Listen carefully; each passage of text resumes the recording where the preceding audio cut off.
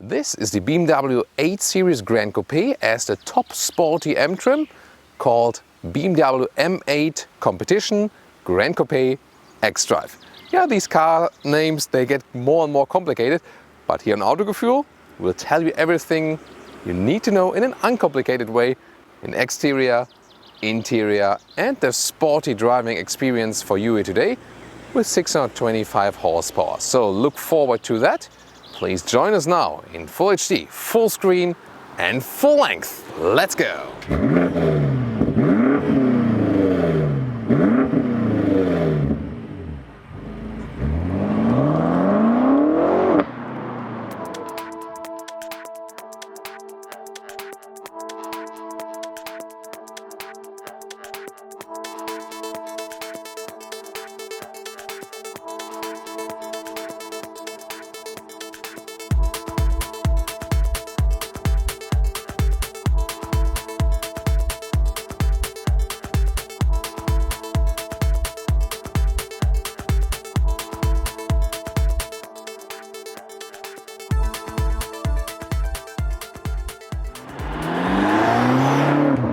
Starting here with the front, all BMW 8 Series, no matter if you go for the two-door Coupé, the two-door convertible, or here the four-door Gran Coupé, they look very sporty and, design-wise, very elaborate in the front already, very strong. The hood, look at these accentuations, then long hood overall.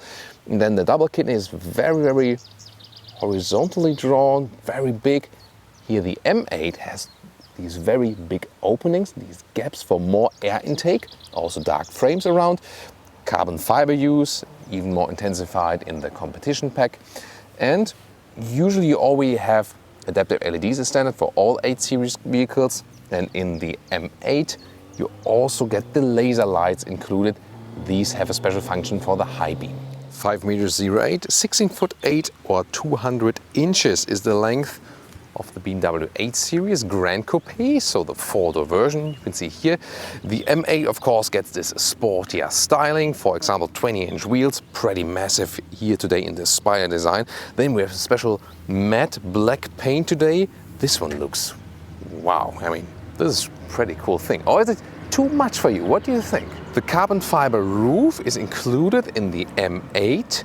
However, if you want more carbon fiber, for example here the caps of the side mirrors, this is then an additional carbon fiber package. Yeah, they very well know how to get even more money from you.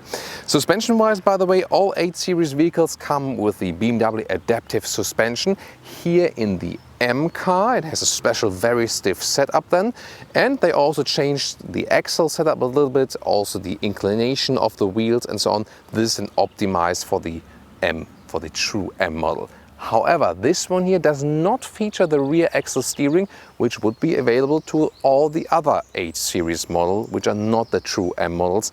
And this rear axle steering really brings you a lot of agility, not fitting to the M philosophy here. We'll talk about more of the differences then later in the driving part. Last but not least, look at this shoulder area here. Pretty strong, very, very bold. So this is the true design object, this vehicle.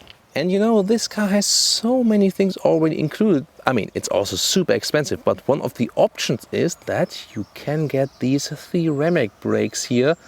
And they are of course even more massive, even more powerful and without any fading effect.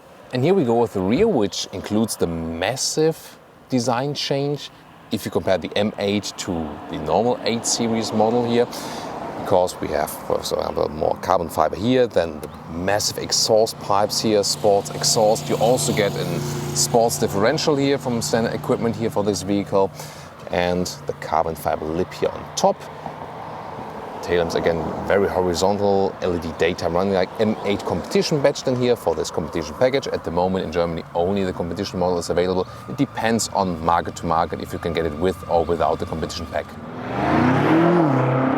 So in general for the 8 Series you get a 6-cylinder diesel 3-liter or a 3-liter 6-cylinder petrol engine, the 840i with 340 horsepower. And then you have the 4.4-liter V8 as M850i with 530 horsepower. And here today then this one is also the 4.4-liter V8 twin turbo, but in the M8 then with 600 horsepower or the competition 625 horsepower. And 3.3 or 3.2 seconds is the acceleration figure, 100 kilometers or 62 miles an hour. And if you wonder, yeah, this beautiful engine cover, this is one of the few extras. So the carbon fiber cover is actually from the option list.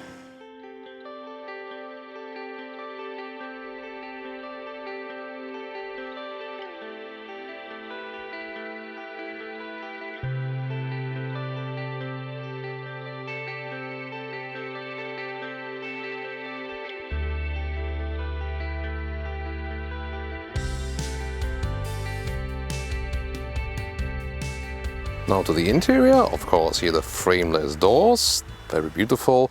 We also have the Harman Kardon sound system in this one with a nice sound. Very good build quality everywhere, soft touch and so on, then galvanized levers. So that's really cool. The competition here gets also a special entry badge. This yellow sticker, by the way, just tells you that you should check out the tire pressure depending on racetrack use or the normal street use. Then look at the interior right here, a steering wheel with controls on the left side. This one only equipped with a normal cruise control in this case. So yeah, I mean, they could have made the adaptive one included, right? Right side then, for example, for voice inputs. Also the M colors at the inside of the steering wheel. It can also be heated, by the way. Sadly, for all 8 series models, only animal skin surface available. That's not sporty. You slide on it, it gets really hot in summer, and of course, it's bad for animals and the humans involved in the process, so they need to offer alternatives there. However, what is cool that you have this M8 logo right there, and it's also illuminated at night. Special feature for the M8, here the M1 and the M2 button, so they can be individualized, so you can set different driving mode characteristics on these hotkey buttons and individualize your racing experience. So let's get inside. It's of course a big car, but I can say it doesn't feel so much like a big car from the inside. So the relation exterior length to interior space, yeah, oh, there's someone interested in our camera from the insects. So, but yeah, I mean, it's still comfortable here for 12 persons in the front. And when you put the seat all the way down to this normal roof without the panoramic roof, like this one, still love headroom left, 1 means 86 or 6'1". Of course, there's no panoramic roof available here because the M8 always comes with the carbon fiber roof. So I usually put the seat a little bit higher that the angle is a little bit more flat. Steering wheel can be moved electronically up and down, also in and out. Like this, you can find a good position, and it's really driver focused with the big split in the middle. You'll soon see that from the other perspective. Interior overview with this massive split here. Yeah, you don't have so much space in right and left, but it looks pretty impressive. This will be the LED ambient lighting, by the way. Left side, the 12.3-inch digital instruments, soon more deals for that. Right side, 10.25-inch screen with touch, and also soon more details to that, of course. Then the climate unit is still manual. That's cool. I like to control it also while driving. And also nice, we have still a manual volume knob with this metal knurling. Also good to have that. In the lower part here, M8 competition badge, and you also have this carbon fiber insert. Then when you open it, you have the smartphone charger inductive. Yeah, that's really useful in this case because the Apple CarPlay is wireless only, and Android Auto will only later be available at BMWs. Here, adaptive cup holders too, and then you have a special shifting lever. You can change the shifting characteristics right here, and it also works in a different way than with normal BMWs. Here in the M cars, you have it like this for reverse, right for the driving mode, or again for sports driving mode, and this would be neutral. So really different setup. Left next to it, some buttons for the camera, DSC, start stop engine red. Then the M mode, with changing of the assistance system's behavior. Setup would then be to change how you want to have that everything, and the exhaust note button. Here you also have then the driving, this, how shall we call it? It's turning and pressing knob, the standard one. alternatively to using the touchscreen. And the middle armrest opens like this, pretty cool. And some more space underneath with USB-C charger, whereas USB-A charger would be in the front. Digital instruments come alive here when you start the car, good visualizations, and the RPMs go counterclockwise because then in the middle you have space, for example, also for a GPS map display or something, and then you get used to it. And overall, the orientation of that one is actually quite cool and quite clever. It changes, by the way, when you are in this sport mode, so then it looks a little bit more aggressive, pretty fancy. And it actually also changes the view of the head-up display. And the head-up display is actually standard equipment. You can see it right here, how you can check the RPMs in there. And if you are in the normal mode, actually, it also changes then here to a more simple view, but you can also have some GPS inputs in there. That's pretty cool. And here again, how you can set up everything. So from four-wheel drive to four-wheel drive sport with a little bit more play and more rear-wheel bias, and then to two-wheel drive only mode. You can only put that one when you have the ESC set off completely, by the way. Yeah, interesting decision. Then the map looks like this. Has guided me very well always on different driving events as well. This software is a used BMW software available. It's actually pretty cool. And you can also use the voice input either with pressing it on the steering wheel or saying, "Hey BMW, drive me to Munich." Perfect. Munich is our next destination. So natural voice input here with BMWs and also with the MBUX and Mercedes is actually those two systems are among the leading ones. In Tesla you have a different setup, but it also works quite well when you are putting it, for example, as a GPS input. But this one here more with free speech working. For example, when you now say like, "Hey BMW, hey BMW." Yeah, that's the only thing. Sometimes this one doesn't work, and then most of the time I use it then on the steering wheel, and then it's easier. Cancel route guidance. That's one thing I use quite often, for example. Pardon? Cancel route guidance. I've ended the route guidance. So that's, for example, a helpful feature that you're using while driving. So what about the Apple CarPlay when you have it connected? Sometimes it's a struggle to install this wireless Apple CarPlay connection. Once you have it, then it's actually quite fine. And we can also listen here to the Harman Kardon sound system, which gives us a nice and clear surround sound. Really like that. Cool. So we can relax now a little bit. And the rear view camera looks like this. And the rear view camera looks like this. So you have these helping lines, normal view, and the right side this fake drone view from above, and also reversing parking assistance is available. Very nice demonstrations we had there on the driving event with the 7 Series and also with the 8 Series car, so you should check out the other reviews for that. And small details here, the BMW wings light, pretty cool, and also here a frameless back mirror, not only elegant but also with a good visibility. Now to the rear, you get the idea that it's pretty dark in there, especially with the black headlining and so on, and it does work legroom wise, even if tall people are driving. So that's the big advantage then, 4-door coupe versus the 2-door coupe. And if you ask yourself, can you actually have a 4-door coupe? Coupe just means cut in French, so you can argue about it. Of course, a true original definition of coupe would be maybe just a 2-door one. You can argue about that all day, I guess. Soft touch also for the rear doors, and I mean, you can sit here again. Headroom wise, if I put my spine all the way up, then I do hit the ceiling with my head. But if I sit like normal relaxed way, that the spine is a little bit bent, I can also sit here headroom wise. So it's not the best setup here, definitely, but if you compare a Porsche Panamera, for example, that could be compared to that, to the feeling you're sitting right here. Rather have the single seat setup here, and you have ISOFIX at the outside parts, and they are very well hidden, by the way, sadly also with animal skin, but the idea is cool to hide them in a nice way, so to say. And also special seat belts here with the M colors, that's cool. And this middle part here you can fold down and reach through the trunk, or you can put it down and have some nice cup holders and some more space right there. In this middle console in the rear, you have 2 more USB-C chargers and a whole climate unit for the rear passengers. Now to the trunk area, 440 liters it is. Well, it's not much, but you're also not lost. The length here is actually 1 meters and 10, and the width in the bottom part is about 80 centimeters, a little bit more than in the upper part, you know, above this step. And if I just put in a trolley right here, you can see putting it vertically, it's closely possible like this, so that works, and that's, you know, how it works when I put it horizontally.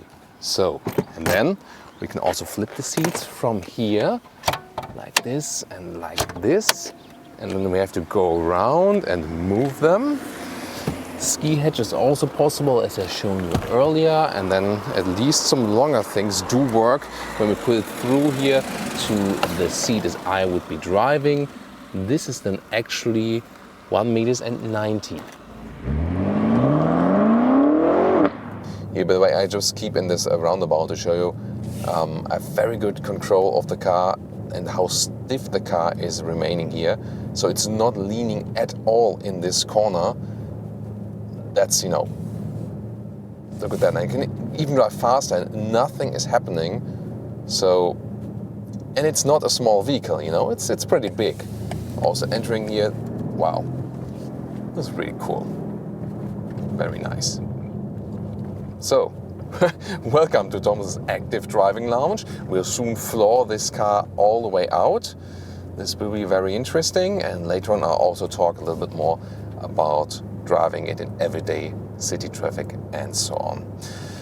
So what's really interesting is that we have so many things we can adjust with this vehicle. But just if you are starting it and then, you know, hammer the throttle or use the shifting pedals to shift down yourself, and I mean, just once on the throttle and you're like, wow, oh, need to check the speed again, I'm already too fast.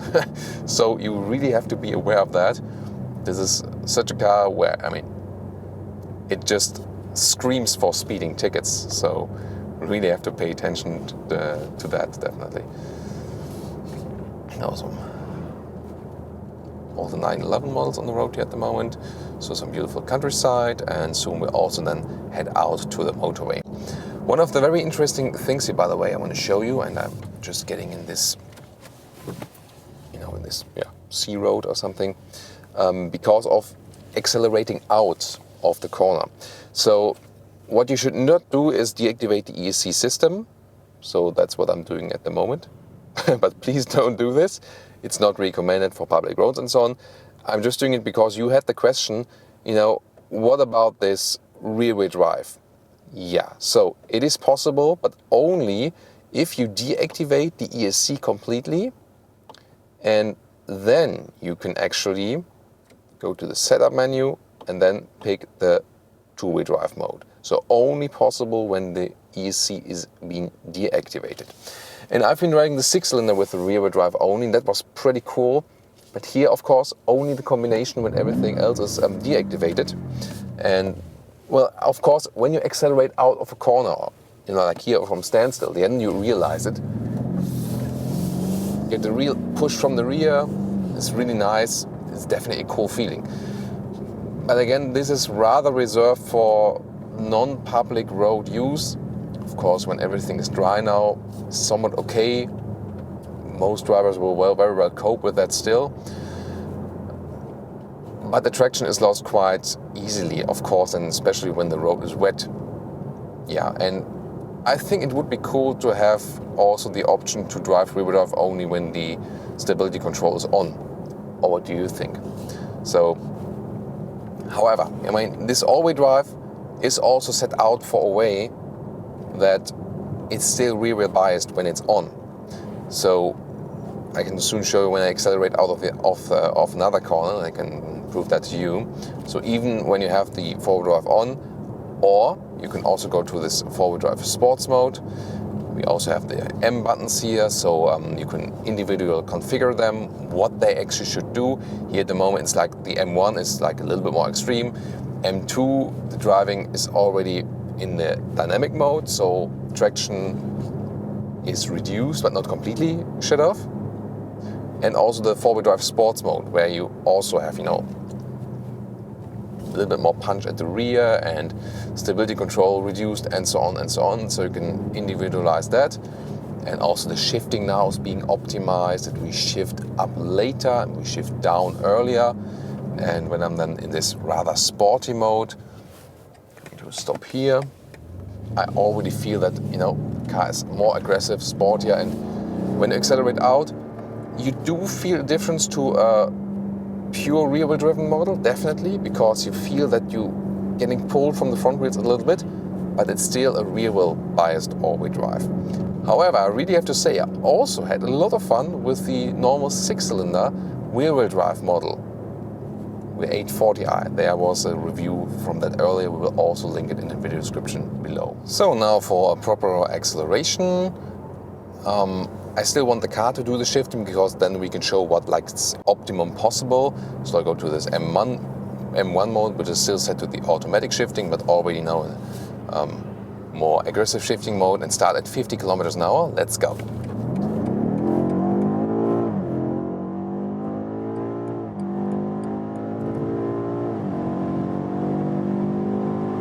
Plop, that's 200 kilometers an hour or 125 miles per hour, and this feels like nothing for the vehicle. And I mean, look at how stable it remains here, and also not too loud. There was a BMW X5 behind us. I don't even see it anymore. Now lane change at 200 kilometers an hour. What? It's like nothing, It's like you would usually do a normal Autobahn lane switch like at 100 or something. That's how it feels in this vehicle. And now on the brakes, very stable here when being hard on the brakes. Wow, nice. I mean, I wasn't even hammering the brakes hardly, so just like half, or maybe not even half. And I felt in my brain, it's like, oh, wait a minute. It's like,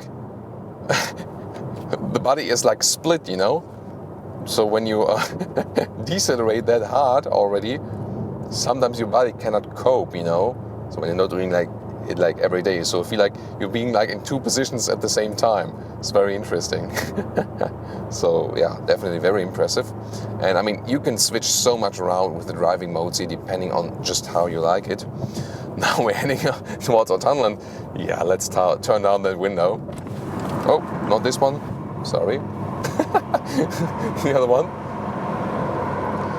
So, and we can use the manual shifting here, of course, to get down in some gears, that it sounds a little bit better. So drop down just a little bit. Yeah, why not? But you realize that the sound is not too extreme, so it's not like recently in Jaguar F-Type or something. Of course, sound-wise, with new regulations, all the sounds have been rather tuned down.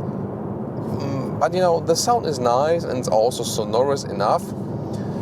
So it's always the question of, how much you want to annoy other people driving or walking around, and how much you want to enjoy yourself.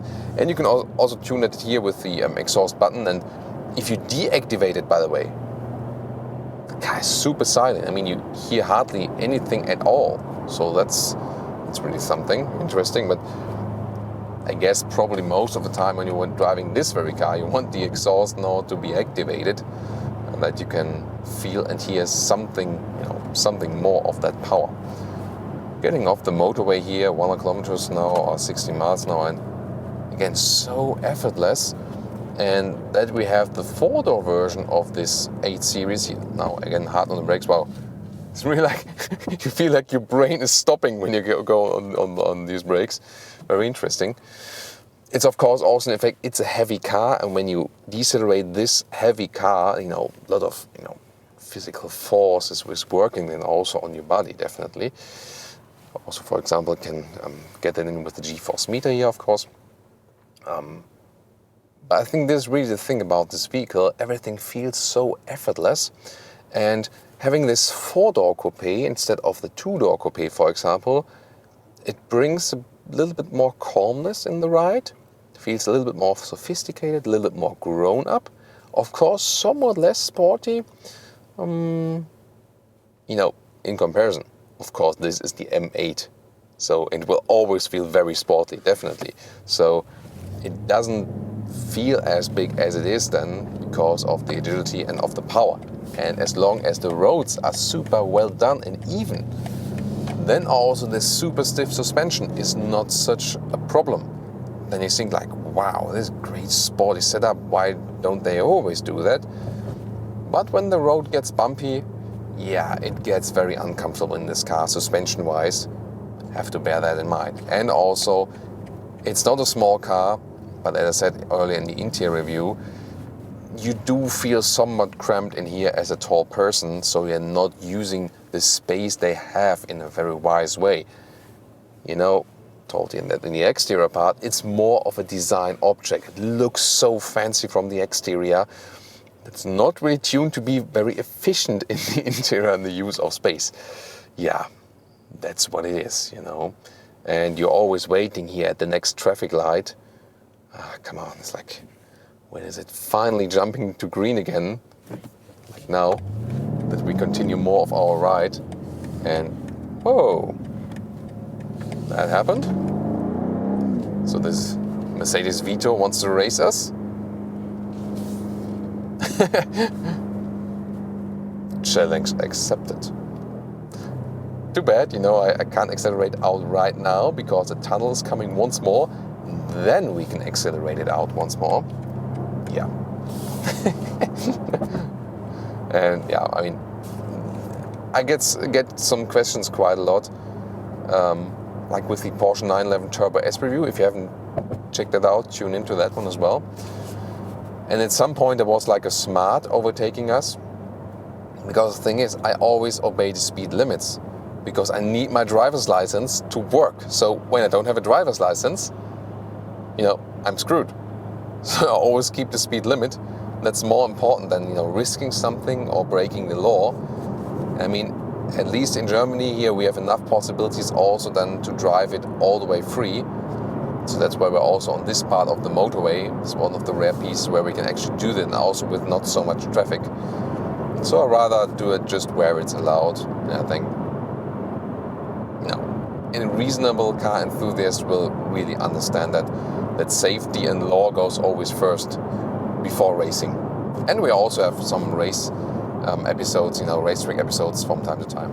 So what about if we are already at speed at 100 kilometers an hour? Let's go to the M1 mode again and let's go.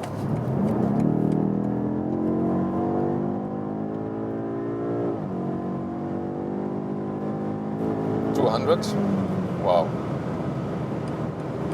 I mean, that's so 100 kilometers an hour to 200 or 60 miles an hour to 125 miles an hour feels in this car like, you know, like a 40 to 80 acceleration in a normal vehicle or something, you know.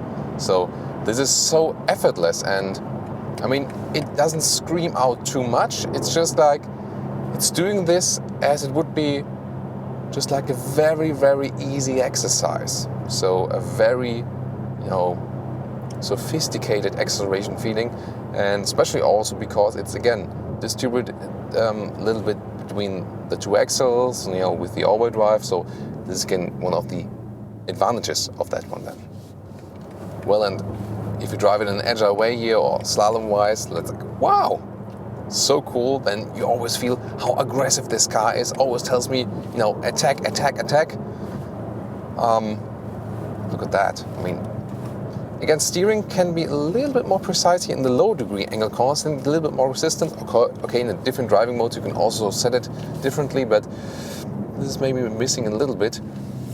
But the funny thing is also, when I compare with the 840i, again, the rear-wheel driven only 6-cylinder model, I wouldn't say I had less fun with that one, because you have the rear axis steering in the non-true M model, and that is giving so much more to this vehicle. Easier to ease it around when parking in and out and so on, and also giving you a very agile feeling while driving. The M here doesn't have it. The stiff suspension makes it agile.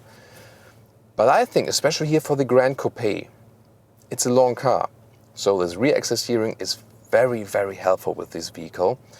And then I really have to say, of course, this one here has the enormous power, and the acceleration is, I mean, unbeatable, like with almost 3 seconds to 100 kilometers or 62 miles an hour. And you've seen the acceleration when we're already at speed.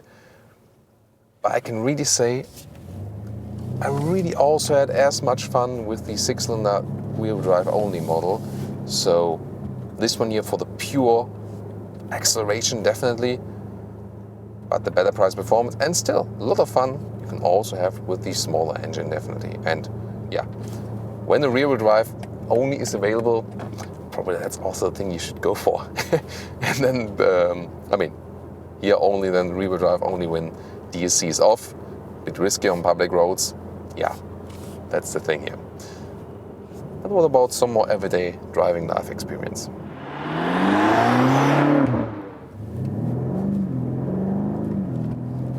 Yeah, and of course we want to do some city driving because we want to find out how everyday driving life suitable is this vehicle, and does it just have this sports character, or can you really use it also in a comfortable way?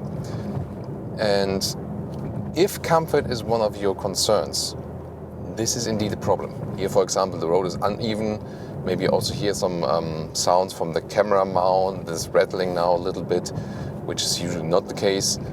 So this suspension setup, even if I leave it all in the most comfortable mode this car is offering, it's really not comfortable from suspension at all. So it's really stiff. It does a great job in sporty driving, yes, but you lose an enormous portion of comfort with this one, especially if you compare it to, we've been driving this one here, the normal 8 Series Gran Coupé as 840i, for example, with the 6-cylinder rear-wheel drive and the normal adaptive suspension. And this normal BMW adaptive suspension is fantastic. It's one of the best suspensions out there. It's as comfortable as an air suspension somewhere else. Where are the others? Yeah, this is again, the stuff you have fun with this car, definitely. Also in everyday driving life, yeah, for sure. And everyone who's a car enthusiast was like, wow, that's impressive acceleration-wise. Even if you don't hammer it all the way through, even if you just, slightly go for it, you still have a lot of fun with this acceleration, definitely. But again, you lose a lot of comfort, and if you want it very powerful, but still in a compromise of sportiness and comfort, then I would advise you to go for the 850i. So you already have the V8 then, and you have a lot of power, but still you don't have this true M suspension setup. This one here really only for those who want that extreme stiff setup, don't care about the comfort, and say like, I want the car to remind me any second that this is a car to attack. If you want that, you'll be fine with this one. More comfort than with the 850i, still with power. And if you seek the best price-performance ratio for the 8 Series Gran Coupé, then definitely go for the 840i with the 6-cylinder, which is very efficient comparing to the V8 here. And also then just with the rear-wheel drive, because then you still have a lot of sportiness and fun with the car, even if it's not that powerful horsepower-wise. Normal city driving life, suspension, as I said, is really the thing that matters most. The other things are, not so much different. What you feel then, of course, 20-inch wheels are also big, and also reducing the comfort a little bit if you compare to 19-inch wheels with other models. Steering is still quite comfortable for your everyday driving. This is no problem. It gives you a good feeling. It's not too hard to handle and so on. And just using the throttle here is enough in the M version to give you some more boost. And so, with other cars that are not so strong, then you have the driving modes. Let's put it in sport mode, then I have some more extra, but you don't really need that. This car is in sports mode all the time, basically. So you don't need to put in the sports mode intentionally. Yeah. However, due to the all-wheel drive system, which is usually in place, unless you deactivate it intentionally, as we've shown you earlier, this all-wheel drive still, keeps you some everyday driving suitability also when the roads are wet. Of course, you always have to be careful with such a powerful vehicle.